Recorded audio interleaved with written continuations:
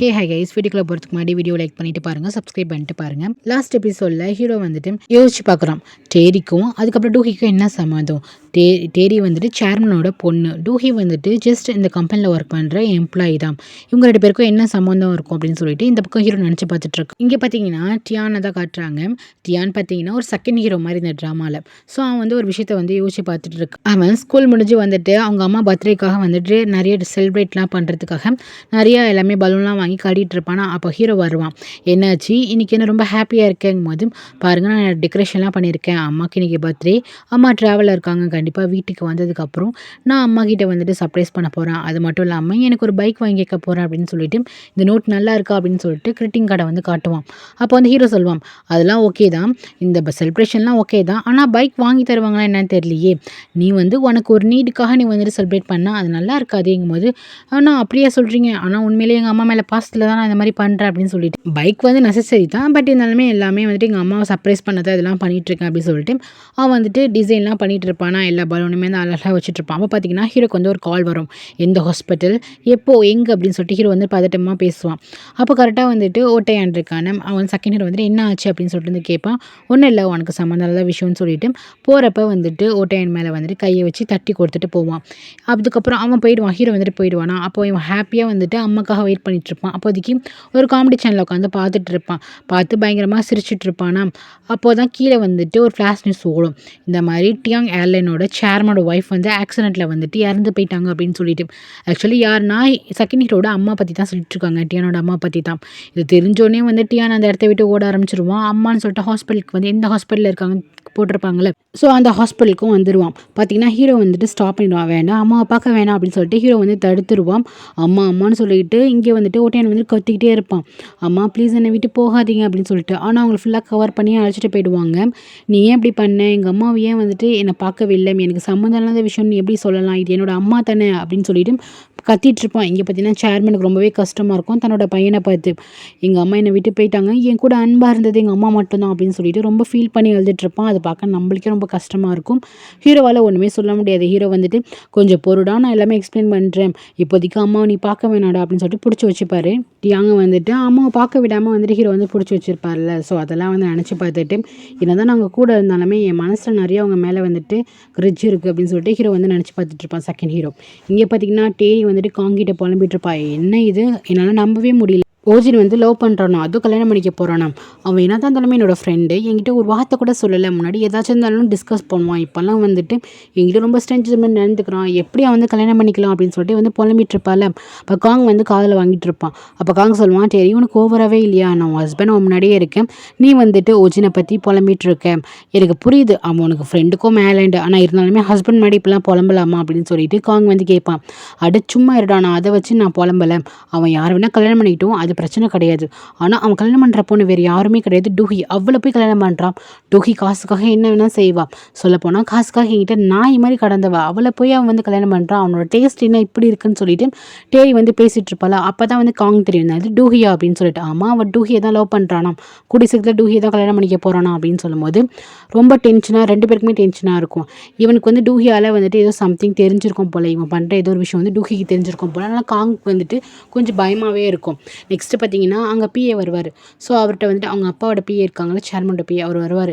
நீங்கள் வந்து டூஹியை பற்றி விசாரிச்சிங்களா, ஃபுல்லாக பேக்ரவுண்ட் எல்லாமே விசாரிச்சு வைங்க, நான் சொன்னேன் அவளை பற்றி எதாவது தெரிஞ்சாகணும், அவன் மேலே ஏதாச்சும் ரீமார்க் இருந்தே ஆகணும் அப்படின்னு சொல்லிட்டு நீங்கள் விசாரிங்க அப்படின்னு டேரி வந்து சொல்லி அனுப்பிச்சிடுவா.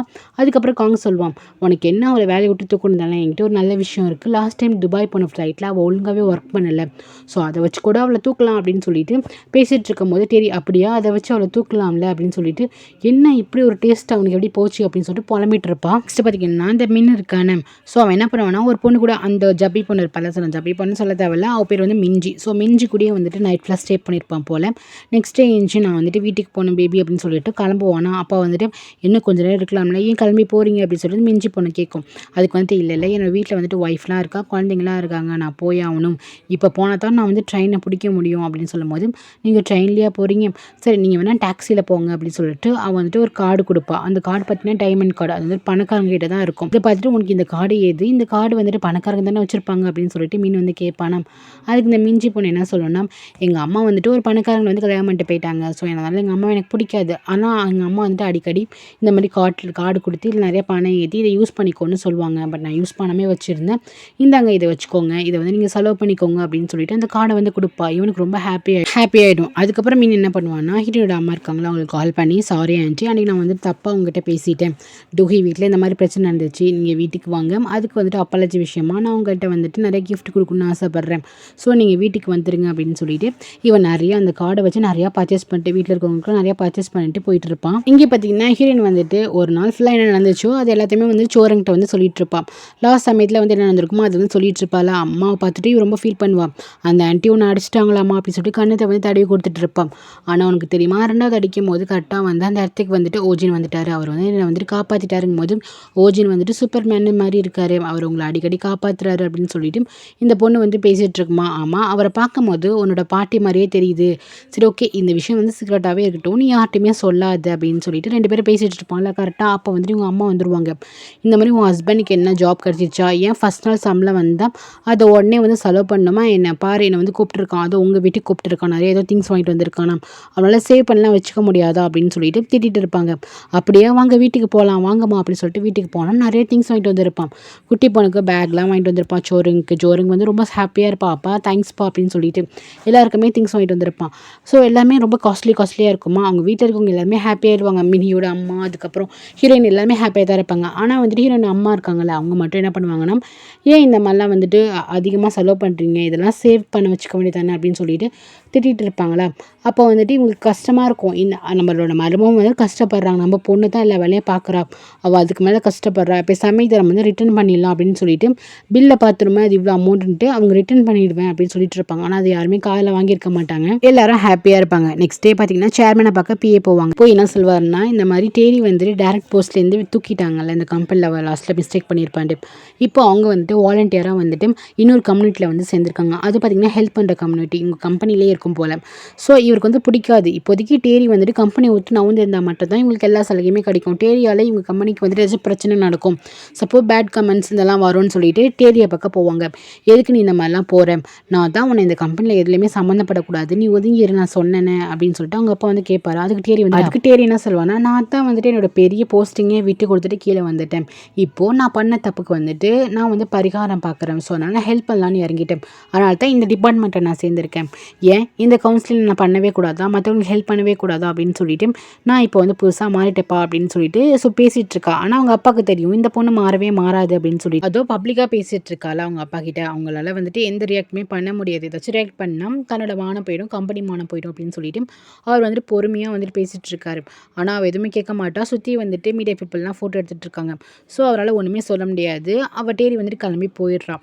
அதுக்கப்புறம் பார்த்தீங்கன்னா இங்கே காங் தான் கட்டுறாங்க. காங் வந்து புதுசாக ஜாயின் பண்ணியிருக்க ஃப்ரெஷருக்கு வந்துட்டு ஸ்டார்டிங்கே ஒரு மீட்டிங் மாதிரி அரேஞ்ச் பண்ணி சொல்கிறாங்க. இது வந்துட்டு 72வது பேட்ச். ஸோ நான் இங்கே எல்லாருமே செலக்ட் பண்ணியிருக்கேன். உங்களுக்கு ஒரு மெயின் எக்ஸாம் இருக்குது, அது வரைக்குமே நீங்கள் வந்துட்டு ஜஸ்ட் வந்துட்டு இந்த ஒர்க் ஷாப் பண்ணுவாங்களா அந்த மாதிரி தான் நீங்கள் வேலை பார்த்துட்டு இருக்கணும். ஸோ அந்த எக்ஸாமில் பாஸ் ஆனால் மட்டும் தான் உங்களை டேரக்டராக வந்துட்டு ஏர் அட்டனன்ட் ஜாப்க்கு வந்துட்டு உங்களை செலக்ட் பண்ணுவோம். ஸோ வந்துட்டு ஆல் த பெஸ்ட், எல்லாம் பார்த்து பத்திரமா வந்துட்டு ஒர்க் பண்ணுங்கள். அது இல்லாமல் இந்த கம்பெனிக்கு ஃபிட்னஸ் ரொம்பவே முக்கியம்.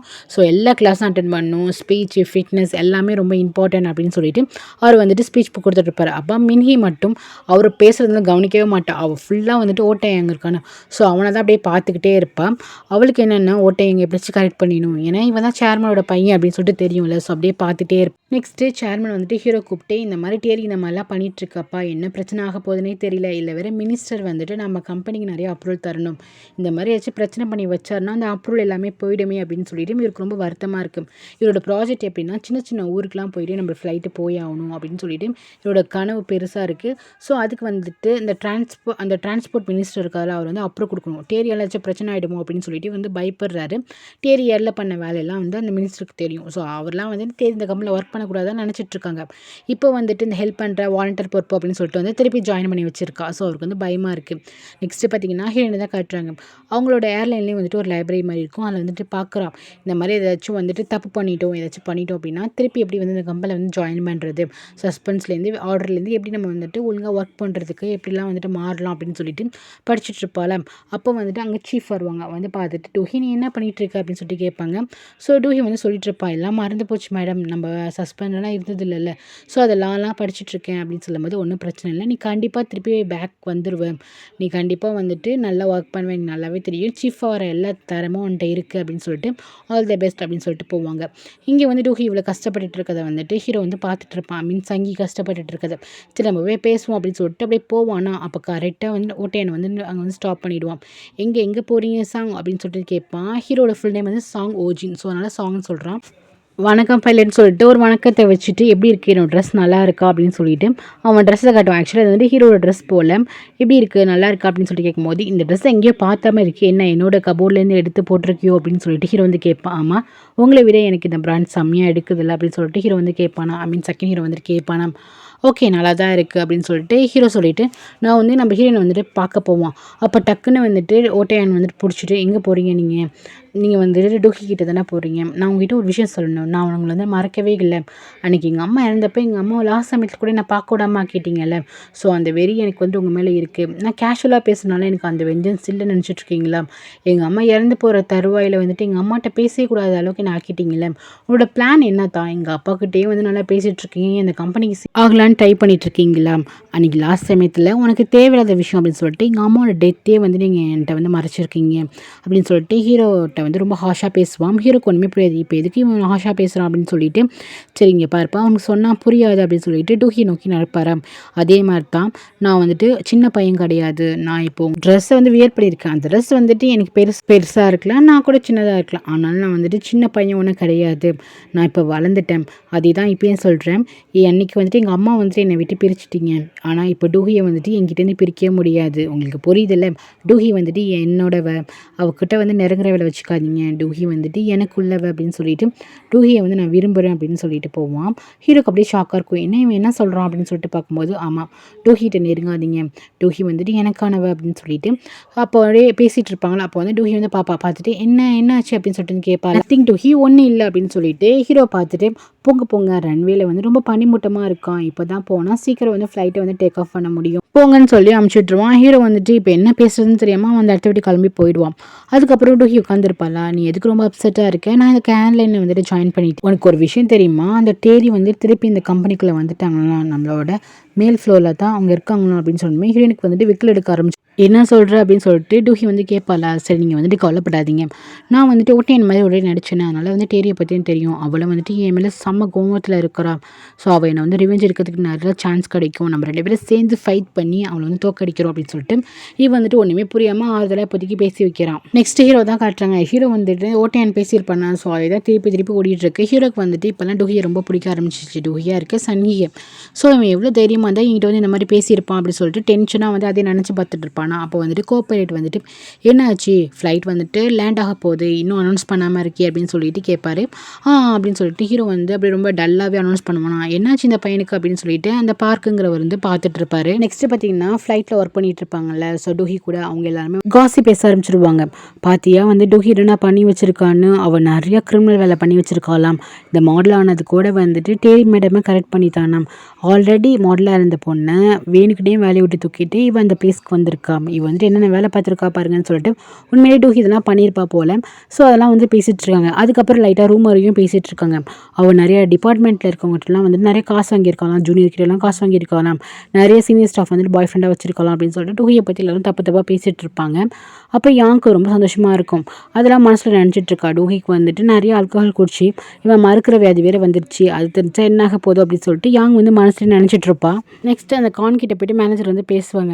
இந்த மாதிரி டூஹியை வந்துட்டு ஒரேடியாக வந்து வேலையை விட்டு தூக்கலான்னு பிளான் பண்ணிட்டாங்க டேரி மேடம் அப்படிங்கும்போது காங் வந்துட்டு நல்லதாக போச்சு, அவளுக்கு நம்மளோட ரகசியம் எல்லாமே தெரியும், அவளை விட்டு வேலையை விட்டு தூக்கினா தான் நல்லது, இந்த சாக்கு வச்சு அவளை எப்படியாச்சும் வேலையை விட்டு தூக்கிடுங்க அப்படின்னு பேசிகிட்டு இருக்கும்போது அந்த மேனேஜர் சொல்வார், லாஸ்ட் டைமே டூஹிட்ட நிறைய அமௌண்ட் கொடுத்தோம்ல, ஸோ அதையும் வந்துட்டு பிரச்சனை இழுத்து விட்டுலாம் சார் அப்படிங்கும்போது கேட்கும்போது ஓகே எல்லாத்தையும் சேர்த்து வச்சு பண்ணிவிடுங்க அப்படின்னு சொல்லுவார். நெக்ஸ்ட் வந்து டூஹி என்ன பண்ணுவானா பிஏ பார்த்துட்டு கேட்பார், என்ன தான் ஆச்சு எனக்கு உண்மையிலேயே வந்துட்டு வேலை போயிடுமா அப்படின்னு சொல்லிட்டு பிஏ பார்த்து கேட்கும்போது பிஏ வந்துட்டு சொல்வார், முன்னாடிலாம் டேரிக்கு வந்துட்டு ஃபேவராக எல்லாமே பண்ணிகிட்ருக்க, இப்போ எதுக்கு வந்துட்டு எல்லாமே ஸ்டாப் பண்ணிட்டேன், அந்த பொண்ணை வந்துட்டு வேலையை விட்டு தூக்க வேண்டியது தானே, நீ எதுக்கு அதனால தானே நீ இப்போ வேலையை விட்டு போகிற அப்படின்னு சொல்லிட்டு கேட்பாராம்.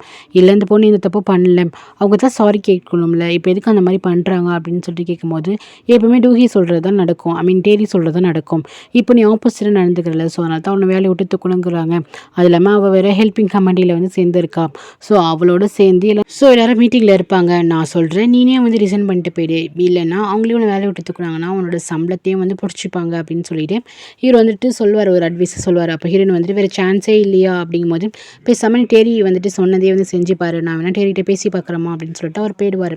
அதுக்கப்புறம் இவன் மாடலாக இருக்க பேனர் எல்லாத்தையுமே வந்துட்டு எடுத்துகிட்டு இருப்பாங்க. நெக்ஸ்ட்டு ஹீரோட அம்மா என்ன பண்ணுவாங்கன்னா மீன் வாங்கி கொடுத்த கிஃப்ட்டை வந்துட்டு அந்த கடையில் ரிட்டர்ன் பண்ண வருவாங்க. இதை கொடுத்துட்டு காசு கொடுமா அப்படின்னு சொல்லிட்டு கேட்பாங்க. இந்த காசை வந்து பொண்ணுக்கிட்ட கொடுத்துடலாண்டு. அங்கே சேல்ஸ் லேடி என்ன சொல்லுவாங்கன்னா, சாரி இதை வந்துட்டு காலில் தான் பர்ச்சேஸ் பண்ணியிருக்காங்க, அதில் வந்துட்டு ரிவார்டு தான் உங்களுக்கு வரும், இதை வந்து காசாக கையில் தரமாட்டோமே அப்படிங்கும்போது சரி ஒன்றும் பிரச்சனை இல்லை, ஸோ அந்த ரிவார்டை வந்துட்டு அமுச்சு விட்டுருமா அப்படின்னு சொல்லுவாங்களா. சரி அந்த ஐடியில் இருக்க மிஞ்சி அவங்களுக்கா அப்படின்னு சொல்லிட்டு கேட்கும்போது, ஏன்னா மிஞ்சியா மின்னு கிடையாதா அப்படின்னு சொல்லிட்டு கேட்பாங்க. இல்லை அந்த ஐடியில் வந்துட்டு மிஞ்சி தான் இருக்குது, இது அவங்களோட கார்டு தான் அப்படின்னாலுமே இவங்களுக்கு வந்து ஷாக் ஆகிடும், என்ன இது அப்படின்னு சொல்லிட்டு. நெக்ஸ்ட்டு தான் பொண்ணு கால் பண்ணி எங்கே வந்துட்டு மருமகன் வேலை பார்க்குறாரு அப்படின்னு சொல்லிட்டு கேட்கும்போது அவன் அந்த கம்பெனியோட அந்த ஹோட்டலோட பேர் சொல்லிடுவா.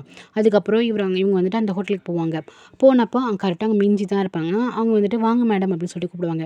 தனியாக வந்து அந்த ஹோட்டலில் சாப்பிடலாம்ல அப்படின்னு சொல்லிட்டு கேட்பாங்க. கண்டிப்பாக சாப்பிட்லாம் அப்படின்னு சொல்லிட்டு அந்த டேபிளில் போய் உட்காருங்கன்னு சொல்லிட்டு டேபிளை வந்து காட்டுவாங்களா. அப்போ வந்துட்டு அவள் ஐடி கார்டு போட்டிருப்பா. ஸோ அந்த ஐடி கார்டை வந்துட்டு எங்கள் அம்மா ஒத்து பார்ப்பாங்க, கண்டுபிடிச்சிட்டாங்க இந்த பொண்ணு தான் மிஞ்சி போல் அப்படின்னு சொல்லிட்டு அப்படியே பார்த்துட்ருக்காங்க. ஸோ இதோட இந்த எபிசோட் முடியுது கைஸ். தேங்க்யூ ஃபார் வாட்சிங். லைக் பண்ணிவிட்டு பாருங்கள், சப்ஸ்கிரைப் பண்ணிட்டு பாருங்கள். Take care.